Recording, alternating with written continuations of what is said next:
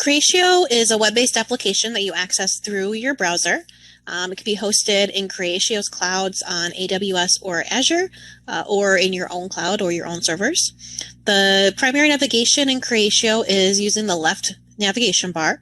The system can be organized into different workplaces where different users are assigned different workplaces that they have access to. That helps you organize the different functions that are available so that each user is focused in on just the functions that they need. Once a user has accessed the workplace that they want to use, they can go ahead and click on any section to go into that section. It's going to take them to a list view, which we're going to look at a little bit later on today. So I'm going to go ahead and just jump right into a record. Within record view in Creatio, the left-hand column is going to be a profile card where you can highlight key facts about this particular record. That can be modified by your system administrator, so you have the ability to decide which facts are the most important facts for your accounts or your contacts or your opportunities. The rest of your data is going to be organized into different tabs. And again, your system administrator can decide, how those tabs should be laid out, what data should be on each tab, add, remove tabs as needed.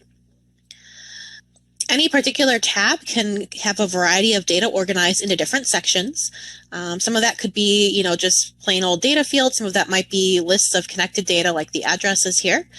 Creatio supports a variety of field types, text fields, where you can just type in any value, date fields, integer fields, as well as lookups where there's a list of options to pick from. And those can be set up to display as a list or in a pop-up window on a case-by-case basis as needed. Creatio supports tracking a variety of different communication types per account or per contact. So you can have as many email addresses and phone numbers per account or contact as needed. So for example, if I want to add another alternate phone in here, I could go ahead and I can easily do that. You can also track multiple addresses per account or contact. Again, you can choose, what types of addresses make sense. They do have built-in mapping integration where I can go ahead and see that address on a map. The top part of the screen here has a couple of different functions that might use that space. We'll see the case management function for mapping processes out in the leads and opportunity sections. That can be turned on for any section where you have a defined process with a series of steps. When you're using a section where that's not turned on, what you'll see here instead is what we're seeing now, which is a series of activities that are scheduled for this particular account. So this is showing me all of the next steps, all of the scheduled activities that anyone has with this particular account. You can see the dates on them and who the assigned user is for each of these different activities. And I can click in to see any notes on that, or I can go ahead and just complete these activities if this has already been done. Can put in some notes there, and that will go ahead and take it off of the next steps list. It will obviously still be included in the history, which I can see sort of in a traditional CRM view laid out by different types of data, or I can see it in a timeline chronological view if I prefer to see things in that way. There's also some quick action buttons here. Creatio does support phone and email integration. So I can, if I have those turned on, I can go ahead and start a phone call or an email from here. I can post to the feed, which is an internal communication and collaboration function where I can post notes, have conversations about a customer or about a deal with my coworkers, do that directly inside of my CRM instead of jumping out to my email or Slack or Teams or wherever I might chat right now. And so this lets me make sure that history is just kind of embedded inside the CRM as part of that account record. When I do that, I can go ahead and I can tag other people in that particular post so that I make sure that they see it. They would get a notification over here on the right side of their screen. This communication center over here on the right has all of my notifications and alerts. So that would include notes about any feed posts that I was tagged in or that someone commented on. It would include reminders for any activities that I have scheduled, alerts if there's anything waiting for me to approve them, notifications for people's birthdays and other annual dates that might be set up to track, as well as the email integration and the phone integration. If you want to see the list sort of side by side with the record while you're working, you can go ahead and open up the list view over here on the left, and that will show you the same list that you were looking at prior to navigating into this record. And there's also the option when you're creating a new account or a new record of any kind, you have the option to either use a mini pop-up window to capture the most important facts first, or if you prefer to just go straight into the full screen view, you can have it set up to skip this mini card and go directly into the full page when you're creating records. For accounts and contacts, there is some data enrichment capability built in where it will pull in key facts, logos, websites, phone numbers, etc. about accounts and contacts as you're creating them. With that, I'm going to go ahead and turn it over to Justin to walk you through the look and feel of Sugar. SugarCRM is a web-based application that you can access through your browser or through mobile applications. It can be hosted on-premise or in Sugar's cloud hosted on AWS. Navigation in Sugar occurs through the navigation bar across the top of the screen. I can click on any of these modules to quickly jump to a list view of those records. I can also click the drop down here to get more options. For any of these modules, I can create records, view reports for that module, import from a CSV file. Sugar will also show me my 3 most recently viewed records as signified by the clock here. It'll also show me a list of my favorite records as signified by the star. These are great ways to quickly get back to records you work with a lot or you've recently been working with. Also in the navigation bar, we have global search.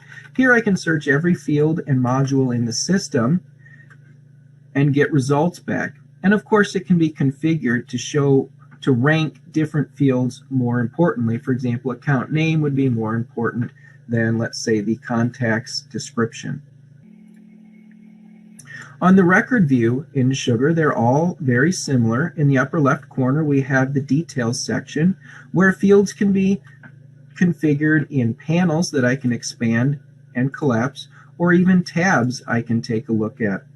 And an admin can drag and drop fields from one tab to another, create tabs, create panels, to really make the system work the way you want it to work. Users can quickly click on a field to edit it so that they can get about their day without having to go through a bunch of reloading screens or clicking the edit button. It's just a very intuitive way to edit your data. Down below, we have subpanels. These are records related to the current record we're looking at. For example, here I see contacts, calls, meetings, tasks. And I can interact with my records in my subpanels. So for example, if I hover over these, I can go ahead and click preview on my contact. And it's going to show me every single piece of information about this record as well as history. I can see who's been updating it, when it was created, all of that without even leaving my account screen. I can also even edit data here if I want to. Again, I'm editing my contact from my account screen and seeing the full list of data. I also have access to Hint, Sugar's data augmentation service, where I can import data from over 80 different data sources that Sugar is curating for me. And I can look up accounts as well as contacts via Hint. I can also edit records inline if I want to. And there's even functionality to grab a pull-out drawer of records that are linked to. So here I'm pulling up a contact, its account information, comment log about that contact, interactions, purchase history, active subscriptions. So I can get a ton of data about this record without even leaving my account screen. And I can even start editing records and modifying data right from here. Between the details section and the subpanels, I have what's called the customer journey. These are a visual representation of the tasks I'm currently working on. So for example, here I can come back to this record maybe after a week or two away, or maybe I've just had my Q2 meeting, and I can see, yes, we did agree on an action plan, so let's go ahead and take care of that.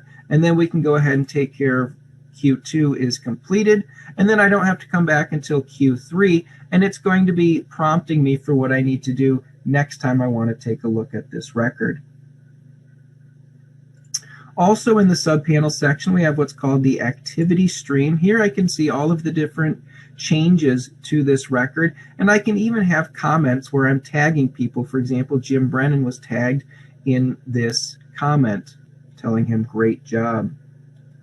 Finally, on the right side of the screen, I have the intelligence panel that shows me dashboards that are specific to the record I'm currently looking at. For example, here I can quickly see I have 2 won opportunities on this account. I have 4 active opportunities.